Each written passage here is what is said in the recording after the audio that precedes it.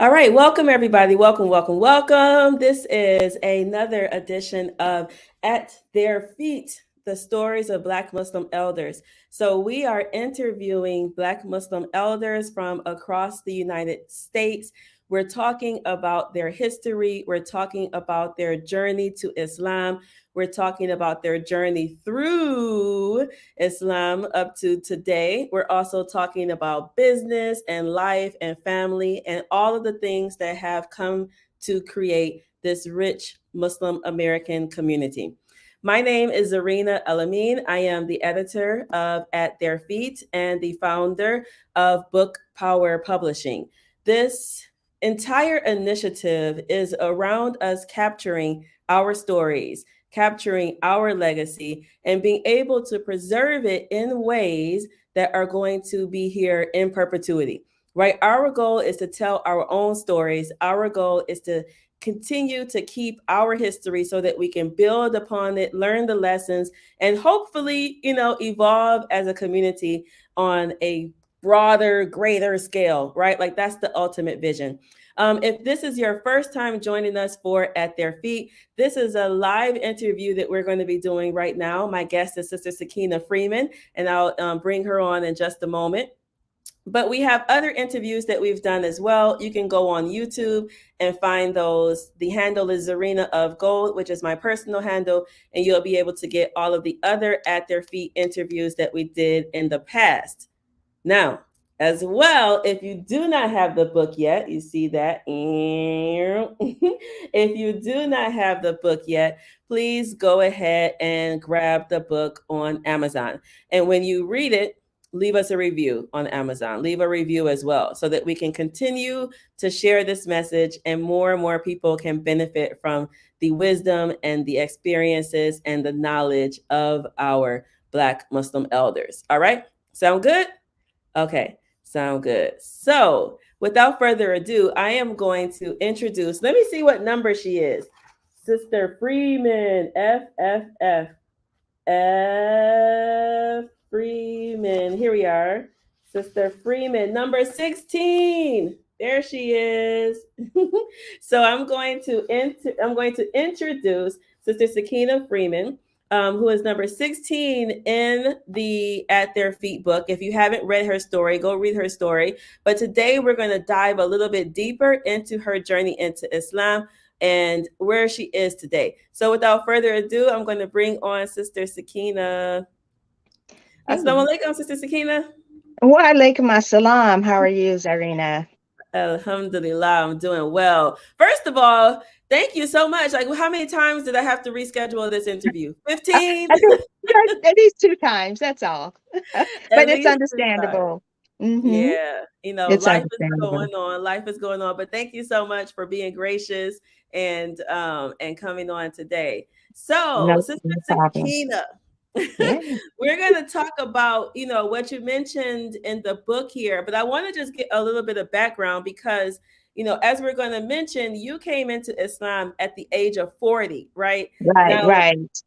40, I tell everybody, I was so excited when I was about to turn 40. I was like, all throughout my 20s and 30s, I was like, when I get 40, Yeah. I'm going to be grown. It's going to be on and popping. 40 is Yeah. where it's at. And you made Finally a this grown up, huh? exactly, right? I'm Yeah, going to yeah. finally be a grown up. And you made this entire shift at the age of 40 that brought you into a whole new way of living, a whole new life. I want to talk about like how you got up to that point. So tell us a little bit about like your basic childhood, where you grew up, how your family structure was spiritually, and what that looked like for you.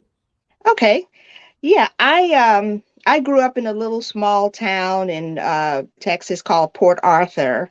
I currently live in Houston, Texas, and Port Arthur is about 90 miles east of Houston, Texas, where I am now. But that's where I was born, and I went to school, elementary, middle school, high school. I was pretty active. I was in the top 10 of my graduating class, in all of the different organizations, the band, the debate club, all the What did you things. play? What did you play in the I band? played an alto saxophone. Me too. I played clarinet first, and then I I played really sax at Howard. okay. Yeah. Yeah, and as a matter of fact, I was a lover of jazz music even back then, and I still am today. And so when I was in high school, we had a little jazz band, and I was the solo saxophone player. I had a bass player, piano player. What else do we have? Piano, bass, trumpet. So we had a nice little jazz ensemble. And to this day, I still reminisce and wish that I had kept it up. And I Me think too. that I was a little bit ahead of my time during that time as a female jazz instrumentalist, because now I see so many women now in the forefront now of jazz, and I said, wow, that's really what I really would have wanted to be.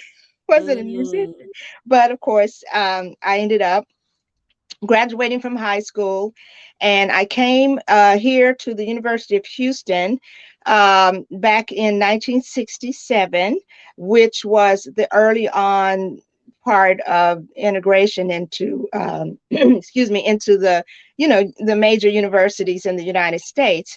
So I was here maybe the second or third year after they had started admitting African American students. So I was here 1967 as a freshman. I never will forget, how intimidating I felt, because all of my, prior education had been in a segregated environment. So my mhm. freshman year in high Meaning school all was black. Meaning like, were you in an all black environment, or were you like one of the few blacks in a white environment? no, no, no. I went to a non-segregated, I mean, not non-segregated, a segregated environment, meaning that all blacks. I never Hmm. had an experience prior to college with any other group of people besides African Americans, from elementary all the way up to high school. So my first experience in an integrated environment was my freshman year at the University of Houston. So I was there, and it was very intimidating. The classes were very large. In the freshman year, your English class might have had like 75 to 100 people. At that time, I was a what do you call it? A science major. I was going to major in medical technology. So Mm. yeah, so I was had a lot of math and science classes, some liberal arts classes. Went there, and anyway, long story short, I ended up dropping out in my sophomore year. At the end of my sophomore year, I dropped out, Why? and got, Why did you and drop out? What was well, going on that made you drop out? I got married to my childhood sweetheart at the in 1969. So I went to U of H 67, 68, 68, 69. So at the end of my sophomore year, my childhood sweetheart and I decided we wanted to get married. So we went to my parents, and of course they didn't want us to. But I promised my mom and dad that if she let me get married, I was going to continue school. All right, so I Hmm. did enroll in Well, my you lied. She said you. She said I told you you got to continue school, and then a year. So how old are you? You're 18, 17. How let's old? see. All right, let me see. I was 17, 18, about 19. Yeah, Okay. not about 19. But I really was sincere at the time that I told them. It was my Uh-huh. intention because I did enroll in school the following fall. All right, which was my junior year. And then 2 months after I got married, I got pregnant.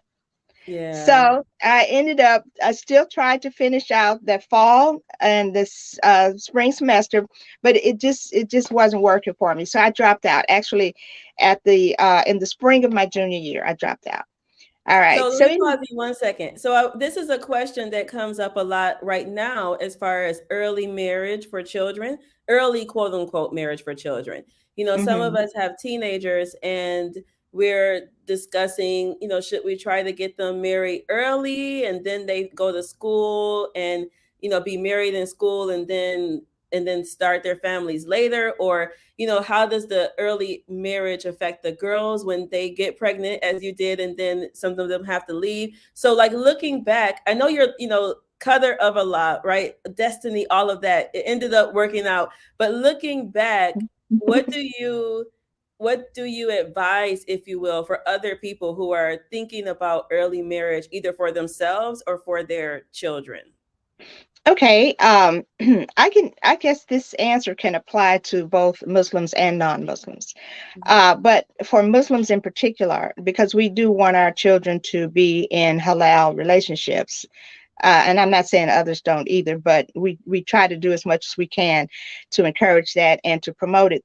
So what I would say is that, yes, I think you should still um, encourage the couple to have a halal relationship and to get Mm-hmm. married. But the Mm-hmm. thing that I think should have been done differently in our case, and should be, be done now, if this is what you're doing, is I think that you should um, give this couple as much support as you possibly can. So Okay. if the couple is married and in school, then I would say the parents should say, okay, you guys come and live with us. Mm-hmm. And you don't have the at least the female in the relationship would maybe not have to work.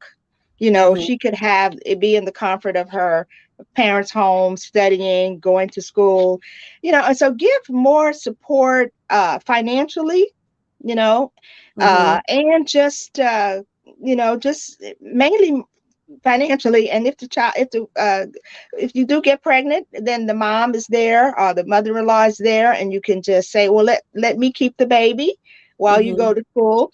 But none of that occurred when I was coming up and got married. And my Uh-huh. parents were like, okay, you get married, then you're on your own. you know Right. you're on Yeah. your own. My dad even said, I'm not paying for your school anymore. Dang. It's all those things. So I think that is the wrong thing to do. And Mm-hmm. so if the couples know that they have the support of their family on both sides of the husband and the wife side, then I think that would make a really, really big difference. Also try to develop relationships between both sides. The Mm-hmm. husband's family, mother and father, the wife's mother and father, bring them in as a unit, and it show some unification, that we're here behind you, we're supporting you, even when there are marital problems. Make Mm-hmm. it comfortable for the couple to be able to go to the mom and the dad on both sides and say, listen, we're having some issues, can you guys help us? Mm-hmm. All of that kind of support, I think, is what we need to see more of. Mm-hmm. So what you're saying is that, you are an advocate for young marriage, but with support, so that they're not just thrown to the wolves. It's not like, I think, they're seasoned and 55 getting married. They're still right. young, they're still establishing themselves, they're still, Yeah, coming together, and you want to see support from the family around the young marriage, and, helping them navigate and such. Okay. right, All right. right. I think you may see more successful marriages if that were to happen.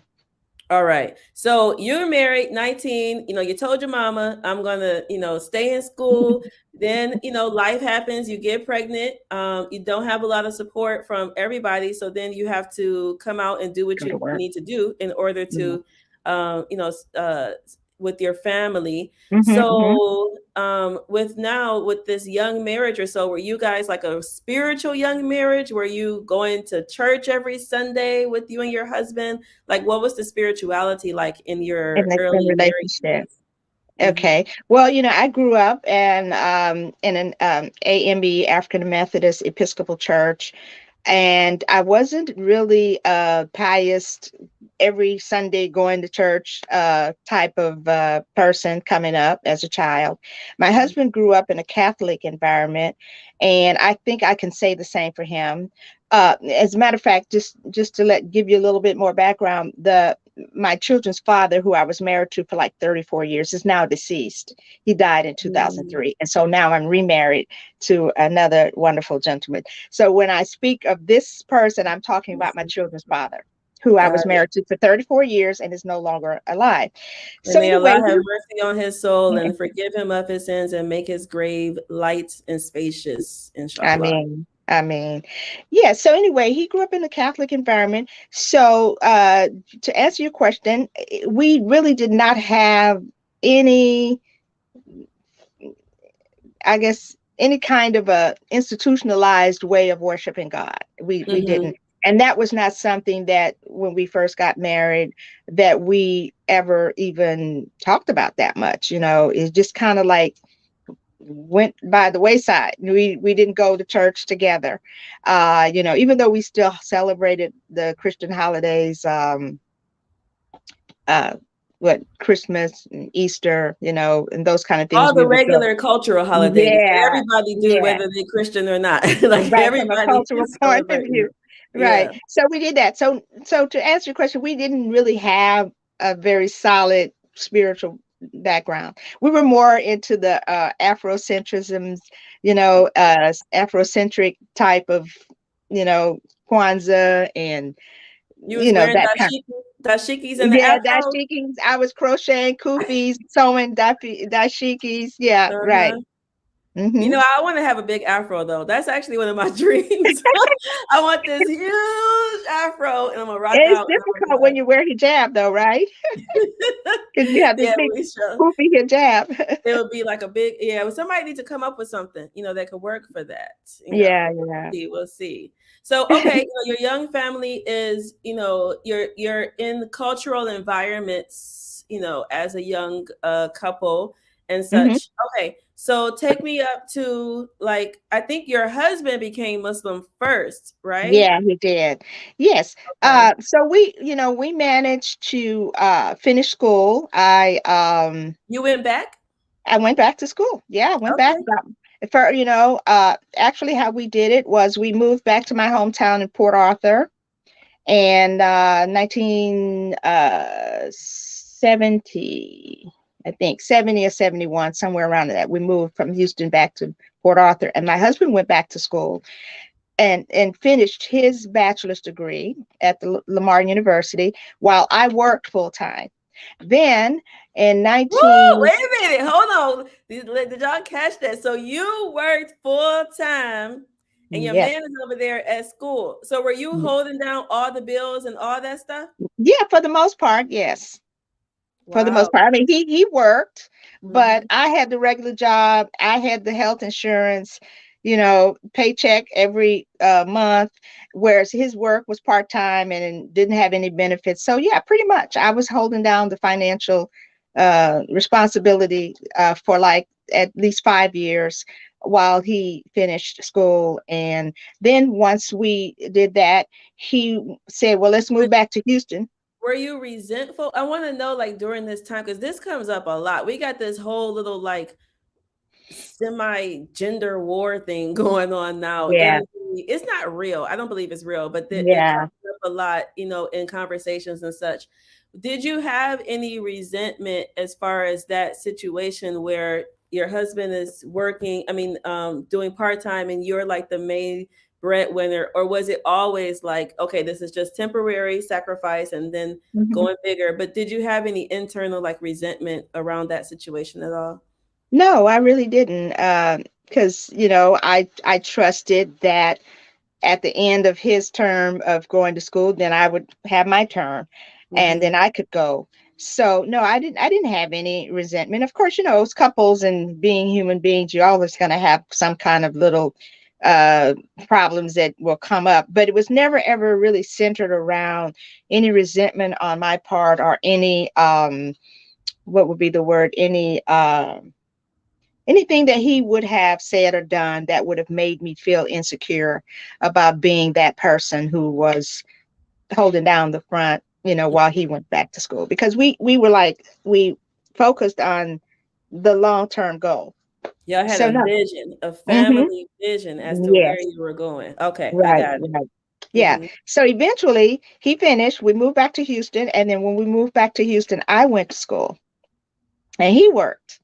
And Hmm. so we actually just worked together until we both ended up with our bachelor's degrees. Okay, I had a bachelor's degree in history with no idea what I was going to do with it. I was just trying to get a degree so I could say, okay, I got one, and then I'll figure out what to do later. Okay, Mm-hmm. he had a bachelor's in history as well. All right, so I went to work in financial aid office at the University of Houston. Okay, that was my regular salary that I had helping the family out. He went to work for a company, Gulf Oil. It was then, and it ended up being Chevron. And so, in this time period, he decided he wanted to go to business school and get an MBA. Okay. So, we're back at it again. So he goes to business school, but he was working full time. I was working full time, and we were saying, "Oh wow, we're going to have an MBA in the family pretty soon." All right, so finished his MBA and got a really nice job, working as a comptroller for a company. Okay, then after that, he decided he wanted to go to law school. So, long story Like, look, short, bro, how many schools you gonna go to? so he went to law school, and of course, I continued to work, and he finished and became a lawyer. So I then at that time I went and got my master's when I was working at the Texas Southern. I went to work at Texas Southern University here in Houston, and while I was working there, he was working as a lawyer. I was working in the financial aid office at Texas Southern University and working on my master's, and I got my master's in counseling education. So voila, here we have two people who have this history of not giving up. And that's because both of us came from educated families. My father was a principal in Port Arthur. His mom was a nurse. His dad was a chemistry teacher. Okay, my mom was a homemaker, but she went to school and ended up not finishing because she chose to just be the homemaker and the mother and all of Mhm. the nurturing things that she wanted to do to help my dad in that way instead of going Mhm. to finish up her college. So we Mhm. came from this family, both of us, who push education and for just saying, yeah, go to school, go to school, go to school. And so we did, and I think that was a driving force behind us both continuing on to get our advanced degrees. How many kids did you guys have during this time?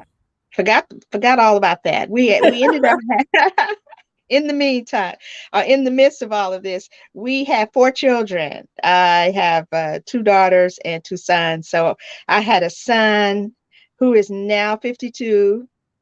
Then I have a daughter who is now 48. Then Mm-hmm. I have another daughter who is now 42 and a son who's 38. So yeah, we have four little ones in between. Awesome.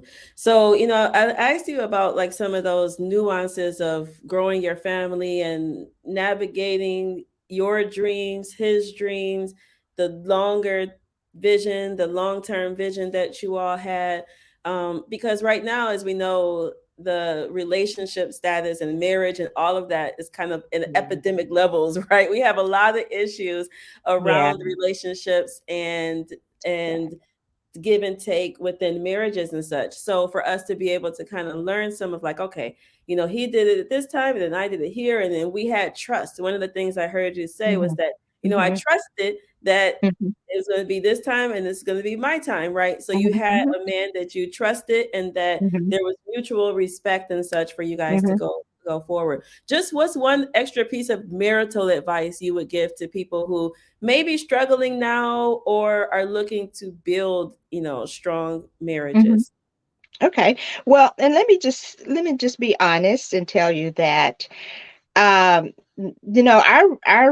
relationship and our marriage was by no means perfect, and there were many, many, many, many issues that caused us to have separations on many, many, many occasions.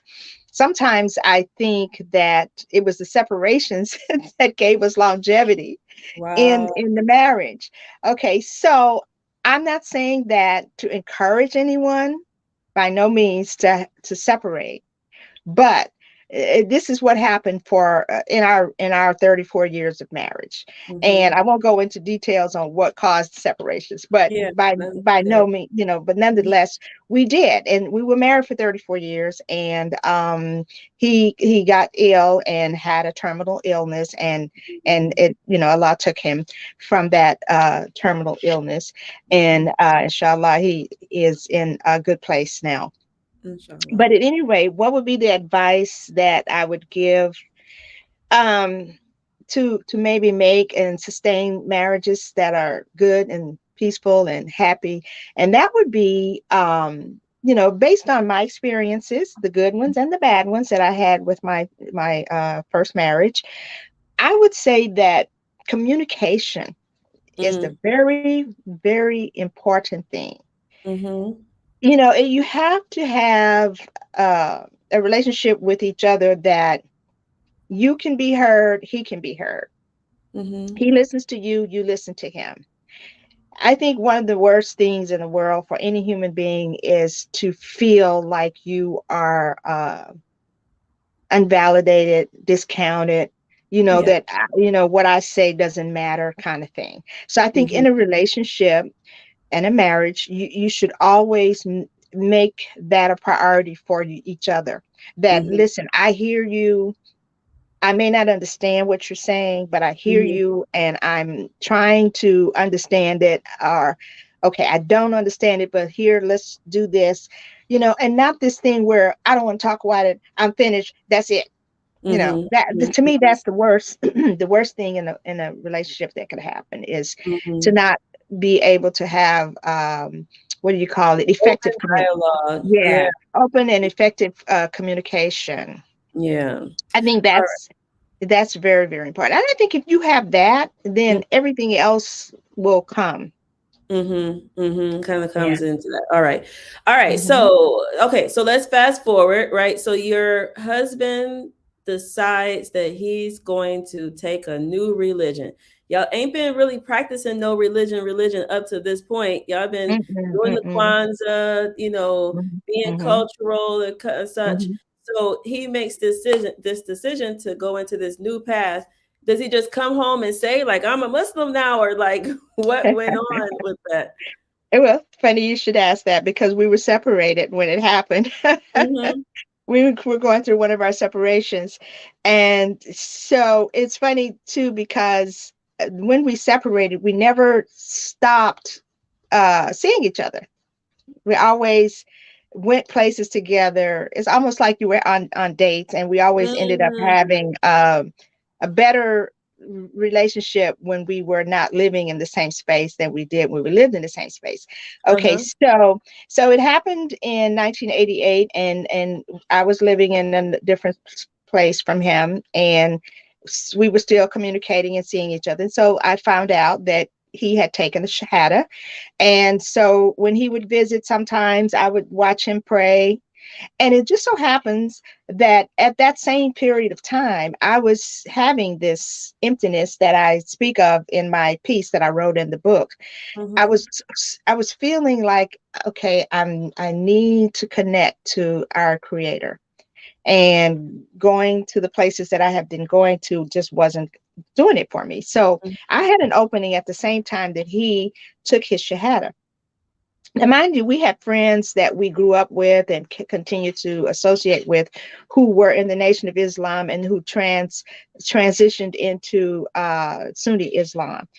Mhm. When Elijah Muhammad died, and W.D. Muhammad took the nation in a different direction into Sunni Mhm. Islam. So we had friends who were in Sunni Islam with the WD community, who were constantly always trying to get us to become Muslim. So he finally, for some reason, I never actually asked him why he did this, to be honest with you, now that I think about it. But anyway, he became Muslim. And then from his becoming Muslim, it piqued my interest to find out what Islam was teaching. And so it was at Mhm. that time that I would read the books and watch people pray and go to the masjid and participate in the Ramadan and the Monday and Thursday fasting, and all of these things. So that was my exposure after Mm-hmm. he became Muslim. Mm-hmm. Mm-hmm. And then you guys have four kids at that point, at that time? Yes, we have four, and let's see, the elder boy, he had already gone out, left the house. He went to college for 2 years at Prairie View, and then from there he went on. So he was not in the home when we became Muslim. It was my daughter, who is now 48. I think she might have been like maybe 12 or 13. And then Mm-hmm. the next one was 6 years younger, about what, 7 Mm-hmm. maybe. And then Mm-hmm. the baby boy was like about 4. All right. So I'm just looking Hmm. at the dynamics, right? So, Hmm. you have some children, some little children that are four that may not remember the time before Islam or such. But then you have some other children that, like that remember, like we ain't always been doing this stuff. Like this is like Yeah, a whole new life. I new remember thing. my brother, he came in at 10. Well, when my mother came into Islam, my older brother was 10 years old, right? And so he remembers, he said, we had Christmas, we had all this stuff before, and then we became Muslim, and it was like everything was just like snatched away pretty much. It just was not all that fun. Like, what was the transition like for the kids coming Yeah, into this whole new life? yeah, it was difficult, especially because my two the daughters, uh the elder one, who was like I said, 12, 13 maybe, and then the next one, 4 years younger. It wasn't so hard for the younger daughter, but it was really hard for the older daughter because of the requirements to cover and be modest in your dress, and those types of things. And it was difficult. And then again, with the 4-year-old, he doesn't ever remember anything else but being Muslim. So Mm-hmm. he is very, very comfortable at this, as we speak now, with his religion, his Mm-hmm. way of life. And so the girls, they had a hard time. They really, really did. And to this date, out of my 4 children, I only have 2 boys who are Muslim. The girls are not.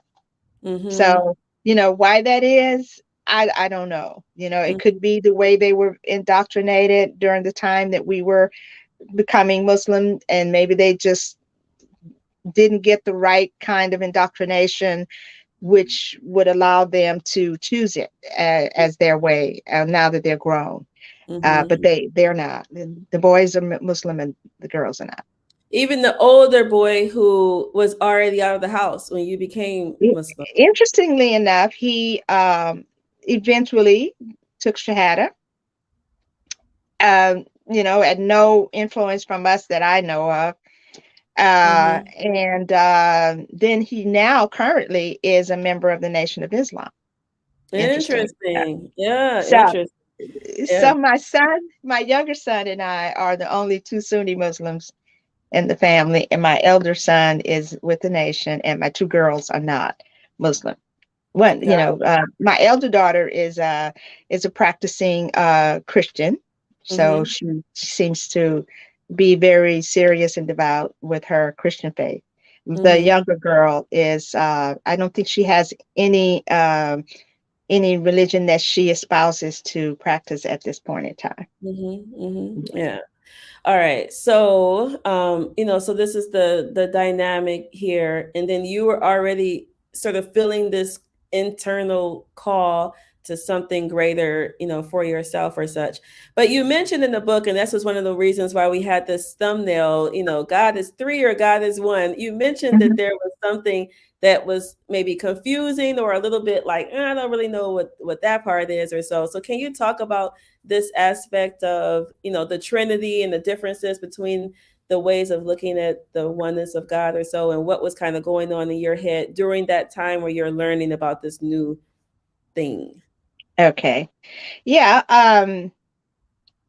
I have to give my parents a lot of credit for establishing a really solid foundation for spirituality and the belief in a higher power. Mm-hmm. Uh, so I have to start there and say that I always did know and believe and feel, the presence of God, Allah. That never went away. And so when I was looking for different ways to worship God, that was already in place. Unlike a lot of people, they may not have had that, but I did. Okay, so with that, I was looking for something to build on top of my firm belief that there is God and He is in our lives and He is responsible. He is all knowing. He's all hearing. All of the things that we know to be true in Islam. I had all of that. As a matter of fact, I even oftentimes had some of my Muslim friends tell me, you seem like you're Muslim. They would tell me this. Okay, so don't know what that meant, but this is what they say. And so Mm-hmm. anyway, looking for different religions, I went to different places within the Christian faith, to the Unity Church, which was kind of a up and coming movement of people that I don't know. They didn't focus on the Trinity that much. Okay, Mm-hmm. and so then I also went to Baha'i, looking into a few of the Baha'i firesides chats, and I didn't get anything from there. And so then when my then husband became Muslim, I started reading about Islam. Mm-hmm. And so the book that I had, it's pretty basic book, telling you what the Aqidah is for Islam. Mm-hmm. And so it talks about the Tawheed uh, Mm-hmm. The concept, oneness. Mm-hmm. the oneness of Allah, and that Allah did not beget a son, nor was he a begotten.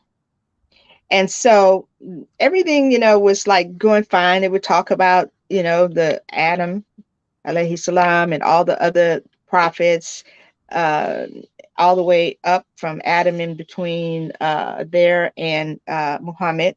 And I would read about them. But every time I would come back to this thing of the oneness of Allah and Him not being in these three distinct parts like Christianity teaches. Mm-hmm. It was just really, really causing me not confusion, but just, I guess, a problem of trying to grasp and really believe it, Mm-hmm. And it's interesting, for those of us who have not always been Muslim and then we revert to to Islam and to becoming a Muslim. It's you have to unlearn. You have to take. It's like unlearning something. Mm-hmm. Something's been taught to you. If somebody tells you brush your teeth, and then all of a sudden somebody says no, you don't have to brush your teeth, that's gonna be a kind of like a thing. Well, I don't know about that. I got to brush my teeth. Right. So It's ingrained in you. You have yeah, right, certain ways of being that are like ingrained in you. Yeah. right. So this is kind of what happened to me, and I do believe that Allah makes Muslims. I Mm. really do. He chooses who he wants to be Muslim. And so I really believe this is what happened in my case. I was chosen by Allah to believe this because I can't explain any other way how it happened, that I had this epiphany at some point in time that says, I got it, I get it, Mhm. and About the oneness? You mean the epiphany about the oneness of God or the yes, epiphany about yes. Islam, period? No, about the oneness, because that also, I say in my piece too, that that was the thing that I told myself, if I cannot get this, if I cannot believe this, then I'm not going to take Shahada. Like some people may just say take Shahada because I don't know what their reasons are. But for me, I said, what kind of Muslim would I be if I don't believe this? I Mhm. can't just on the surface say I'm a Muslim and I still haven't really believed the fact that Allah is one. Mhm. So that was where it took me about a year from the time that I started studying and learning about, even learning how to pray and all of this, I still was trying to grasp this understanding of the oneness of God. And Mm, so this is why I'm saying that I can't explain, I try to give you my human logic, and I explain that in the book where I say that, okay, I said, okay, why does Allah need three different manifestations to mm-hmm, do what he wants to do? Because he's Allah. So he mm-hmm, doesn't need to have a son. He doesn't need to have a Holy Spirit because he's Allah. He's the Almighty. He's the all powerful. He's the all seeing, the all knowing, all hearing. He's all of these things. So why does he have to have a two more entities to manifest what he wants? right, And right. so that was my physical human way of rationalizing and understanding it. Mm-hmm, mm, So that, I can say from my human point of view is how I became a Muslim and took my shahada, because then I said, okay, yeah, well, Allah is one. mm-hmm, But then of course I have to put in the spiritual part of it as well, because that didn't have to happen either. That trend of thought, I didn't necessarily have to come up with that as a way, as a means for me to understand and believe, but by some mm-hmm, means I did. mm-hmm, So that's how I took my shahada, because I was able to discard the Trinity belief. mm, And once I discarded the Trinity, I was able to take my Shahada. And then once I took my Shahada, then I was able to free myself of all of the beliefs that I had been taught previous to my taking Shahada, and then do my best to learn how to do and see the world as Islam wants me to see it, and mm-hmm, walk in the world as Islam wants me to walk in the world, treating people the way that Islam says to treat people, and all of those things. And so for me, Islam was it was the tool that made me become more aware of myself mm, and how I am, and what I do, how am I being in this world as a person. you know, it was just that opening for me to be able to look at myself, the mirror, for me to mm, say, wow, and even today, you know, we I check myself through my D. I mm, check myself. Even you may say something, you may do something to someone, or something you may do that no one knows but you and Allah. But at least you can always go back and say, is this the way of the Prophet? Sallallahu mm, Alaihi Wasallam? Is this what Allah wants me to do? Whereas I didn't have that when I was in Christianity. I mm-hmm. had the basics, don't lie, don't cheat, don't steal kind of thing. Your parents always teach you, but it's just different now. It really is. So, how long did you study before you actually decided that this was To the way take for you? about a year, because Okay. it was in 1988 that my children's father took his shahada, and it was 89 when I took mine. So about Okay. one year later. Okay. So you're, Hmm. studying hard. And I bring that up because, sometimes people some people think it's like a real quick thing, like I Hmm. just accepted it and I just went in that path. And for other people it can be a longer process, right? Like you're studying, you're actually seeing how this Hmm. feels for you and such. Hmm. And for Hmm. you, I find it interesting because coming in as an adult, right, at 40 years old, you Hmm. already, as you said, had your life before. It's like you had a before Islam life and Yeah, after yeah, right. Islam Which, life. yeah, yeah. Which I guess some people would say, was an advantage for me, Mm, because I got a chance to experience all the things that some Muslims now say, oh, I wish I could, mm. and they You mean don't, all that haram goody stuff? It's like, no, it's not goody, but yeah, Right. right. You was at the club, Yeah, yeah, living your yeah, little life. Yeah. Well, yeah, now we yeah. have halal alternatives, Right, We got right. So mocktails. Shout out to Brooklyn Sorrel. We that's have right. all kind of stuff. Yeah, That's right. That's so, yeah. so true. So So true. let's pause for one moment, and then we're gonna, bring in anyone who has any questions. Let us know. But this has been At Their Feet with Sister Sakinah Freeman. And if you all are joining us, whether you watch it live or the replay later, please leave a comment on where you're joining us from.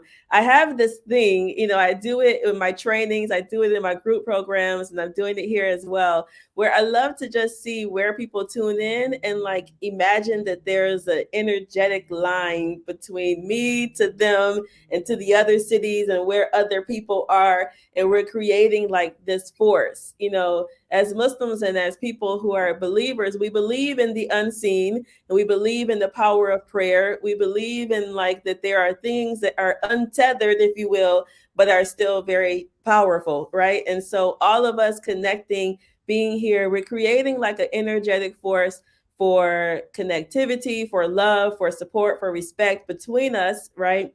And hopefully those are things that allow us to elevate in our own lives as well. So if you have Mhm. any questions for Sister Sakinah, please drop in any questions that you all have, and she'll be, probably checking the comments and such later on, as well. Mhm. Miss BB says, "Happy I caught the conversation today, Auntie." Hey, BB. Hi, baby. Salam alaikum, baby. From Texas. Iola, Sister Iola, she's from Detroit. She lives right over the freeway from me. So right over Oh, there. Sister Iola, Amina from Detroit, or Hamtramck, Michigan as well. Sister Fatima, assalamu alaikum, from Maryland. She went to Morocco with me. So oh, awesome. how Yeah. nice. Awesome. So, all right. So you come in at 40, you have this before, this after, but like, okay, what's to say that you actually were going to stay in this, right? You chose this. You could have Yeah. decided maybe 5 years, 10 years later, you know what? Okay. Mhm. I'm gonna maybe go a different direction or something, or Mhm. I don't really like it or whatever. Like, what kept you in it? I guess. Like, what was the journey through Islam like for you? Okay, and I must say that that is a very good question that you would ask me that, because what happened was, again, my children's father, who was my husband at the time that I became Muslim, when he died in 2003, right? Mm-hmm. And so we had a community jamaat of people here in Houston that would associate with each other and do social things and religious things together. Mm-hmm. So I do believe that it was an somewhat a rumor circulating around that, oh, watch, Sister King is going to leave the fold of Islam since Brother Freeman is not here anymore. Mm. She's not going to stay. Okay, so it's like on point when you ask this question. And so I do believe that it is because of the way that I became a Muslim. A lot of people, I won't say a lot, but many people, if they're a couple, one becomes a Muslim. If the man becomes a Muslim, then the woman will automatically follow, Mm. just because, right? Mhm. Well, I never wanted to do that. And so since I didn't want to just become Muslim because my husband was, right? Okay. I became Muslim, as I told you, because I really felt that that was what I now believe. And voila, Mhm. I became Muslim. So because it was so deeply ingrained in me, my belief in Allah and who Allah is, Mhm. that it was no problem for me. I after my children's dad died, um, I just continued on. Mhm. And and it's just fortunate too, because I had no intention of remarrying. Yeah, let's So talk about that. I was thinking in my head, and I was like, let's get to the remarriage part too, because so many sisters. Well, one, as we said, being a widow is in itself mhm, a whole big thing, yeah, right? But then also marrying at a mature age, where some people feel like, oh, I'll never find anyone yeah, else, and yeah, all these different things or whatever. So, yeah. how'd you find your boo? How'd that work? How'd that Yeah. come Yeah, together? so so I continued to be a practicing Muslim, and since I had this community of people who were helping me keep it together, they were actually helping me financially to make ends meet by I helping love out that. with different things. And so I have to give it to my community, my Jamaat that I was a part of, because I'll tell you this little funny story. I was told by my now husband, Sidi Muhammad Khan, that the brothers in the Jamaat got together and they said, okay, who's going to marry Sister Sakinah? Wow. Somebody's got to marry her, you know. Wow. And so, of course, I didn't know this at the time because Mhm. in my mind, I'm not getting married. I'm, 34 years, that's enough for me, right? Mhm. Okay, so who's going to marry Wait, how Sister old are Q? you at this point, though? Let's see. Let's do the numbers. 2003, 1949, 49 from 2003. Was that Oh, 54? uh, um, yeah, 54 years old.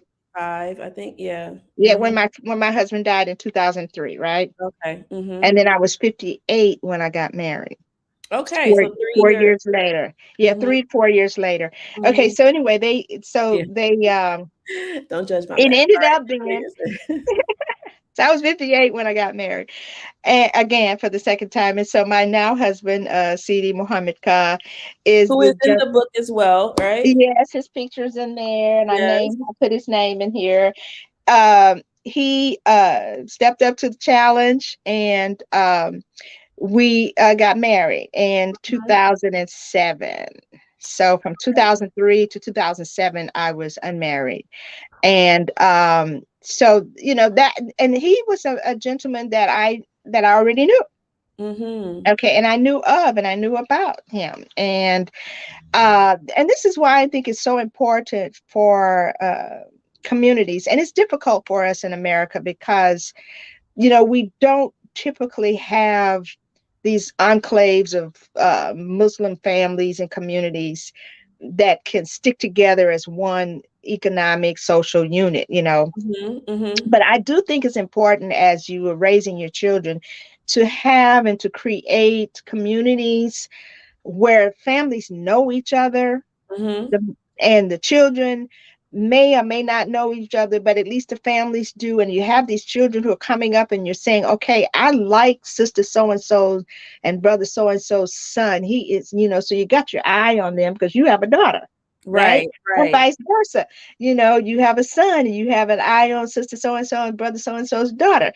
So this helps so that when it's time for them to get married, you have communities of people that and you're not marrying your son or your daughter off to somebody that you just met so many months before the nikah, or Right. maybe you didn't meet him until the day of the nikah, Mm. so that happens a lot. So I think it's important. So in my case, I think that helped because I wasn't out there on some dating app trying to Mhm. hunt for some man that I Mhm. knew very little about except for what he put in his bio, Profile. Mhm. which is now happening. Mhm. I'm on Fortunately. the So, apps. It's like no. yeah, and I'm and Go I'm ahead. not saying I'm not I get qualifying you. that at all. Yeah, yeah, Okay, yeah. I that get it's a good or bad thing. I'm just saying I think I was fortunate that I didn't have to do that you. Right. because I was in a community that I already knew the brother and I could always ask someone who knew him, well, what Right. tell me something about this brother here, So Right. anyway, So you're that's saying how. character, right? You could identify really what his character was like, and Mhm, by mhm, knowing people that knew him in mhm, many different situations and had seen him over the years, you could mhm. get an accurate kind of true picture of the man that he was or is, Right, you know. right. Yes. And in the case with my children's father, my first husband, my high school sweetheart, who I married and had the 4 children by and was married to for 34 years, our parents knew each other. We were Mhm. in the same community. We grew up with Jack and Jill together and all Mhm. that kind of stuff. High school, we were in high school because he was 2 years ahead of me in school. So yeah, I Mhm. think it helps, Mhm. when you can have that kind of situation. But that's how, I found my boo, so to say. I found him right here, right in the midst of where I always was. I So yeah, love it. I yeah. love So it. far, we've been married since 2007, and I'm not good at doing math in my head. So how many years is Yeah, that? what's this? 7? 22. So Mhm. 14, 15 years. Yeah, 15 Yeah, years. Yeah, yeah, 15 years, right. yeah. Yeah, so at Long. 58, all is not over at Mm, 58, and if you are a healthy mhm, person, spiritually, physically, mentally healthy, then it is doable. I would say never give up. mhm, Never give up, mhm, the prospect of having a husband or a wife. mhm. I love that the brothers was like, listen, somebody gonna because you hear about those stories where they say, like, so and so sister is here, and you got somebody got to step up. Somebody got to Yeah, step up. So yeah, yeah, I thought that was very admirable of my community, to look out for me in that way, and right. I In was really happy. respectful ways, good Yes, respectful ways. yes, Yeah. yes, So, and alhamdulillah. my All two right. sons, So, they were in there. My two sons were in there protecting their mom, making sure no brothers said kind of, I don't know about you, right. look, Go ahead, checking them out. Mahrams. Go ahead, little Mahrams. That's good. Yeah, yeah. So, alhamdulillah. So, we're going to come to an end now, but I want to know, from you, first of all, thank you Okay. for being willing to share your information and your story and your life and such. Mm-hmm. Not everybody is willing to kind of go back into those ways. Somebody might be coming to my door. We'll see if they just drop it or not. Okay. But Okay. not everybody is willing to kind of go back into all of their life and stuff. Like I was talking to one of my girlfriends, and she was like, her grandma will be like, "No, I'm not talking about none of that stuff. Like I don't want Yeah. to talk about it, like nothing." But I Yeah. believe that when you share, like we learn from your experiences and stuff. But it is a gift from you. Like you don't have to tell us the ins Right. and outs of your life or whatever. So I want you to know that we appreciate you sharing. Okay. We appreciate you Yeah. giving your Yeah. ideas and little tidbits Yeah. into your life or Yeah. such. And I Um, and I just want to say that I'll go back and look at this, and I'm hoping that that I tastefully said what I said about different things about my life. I hope that it doesn't come across as me being a blabbermouth or anything, because I'm trying to uh, be tasteful about all of that I said. yeah. So, No, I think you did a great job, thank alhamdulillah, you, and like we thank you. tell other people who are telling their stories and memoirs and such, like you get to decide what you want to tell and what you don't, right? Like you don't have to tell every little Hmm. aspect of, Hmm. your life. You can still share Hmm. and teach through your lessons without revealing all of the little tiny, tiny, Tiny, tiny details, right? nitty gritty nuance or whatever. And I think Good. you did a beautiful job with that. So, Oh, well, thank you. alhamdulillah. Thank you. I'm glad to know that. Yeah. Yes. Well, I also want to say Mhm. that I really feel honored to have been chosen, first of all, to put something in your book.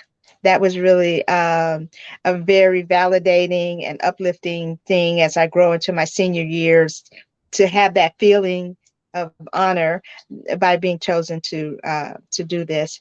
And also, I was a little nervous about the interview, but alhamdulillah, my teacher side of me just kind of took over. And so I said, okay, just you're in the classroom, you're teaching.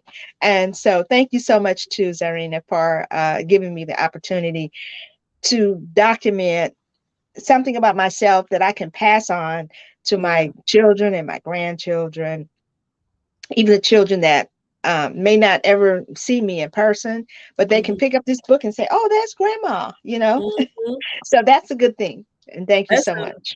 a huge thing, like your Hmm. children that want to know, like, well, how did our family become Muslim, or what was our spirit Yeah, like in our family? They can go back and read in your own words, not that's speculation right. or anything. They can read in your own words, like what was going on in your mind that led you down Right. this path, which then This is, affects them and their that's life, right. right? This Like is so so that true. stuff is huge. That's a Yes. priceless gift that you've given your legacy Yes. and your Yes. progeny. And So, thank as you. we come to a close, like what would be your big message to the community, if you will? And the community can be the Black Muslim community, it can be American society, it can be Muslim community as a whole.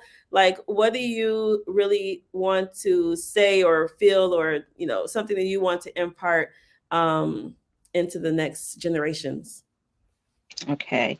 Well, there's so many things to choose from.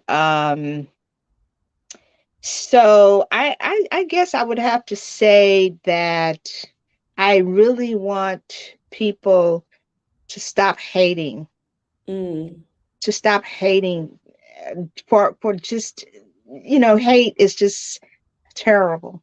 And to put more love in your heart, put more compassion, um, just love people. And when you love people, then maybe we can stop all of this. I don't like you because your skin is this color, or your hair is this way, or you don't worship this way, how I want you to, and all of this stuff. If we can just push that away, I think, treat people like you would want to be treated. We can just do that.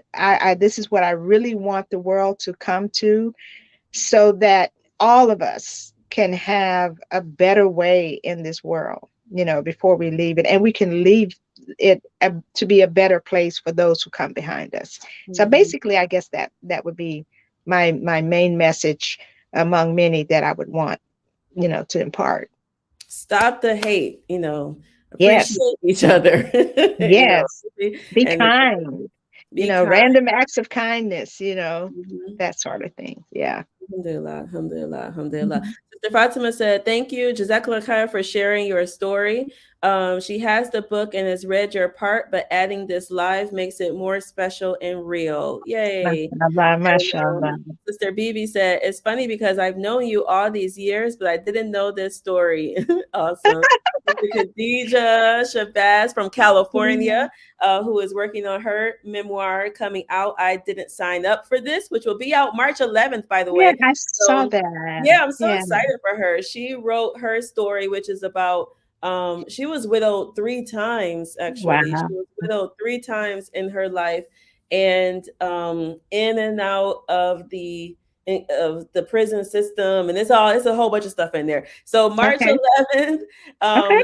Sister Khadija will be releasing her book. I didn't sign up for this, so Okay. definitely look out for that. All right, Okay. B, this was so beautiful and inspiring. Thank you all so much for joining in. Thank So, you.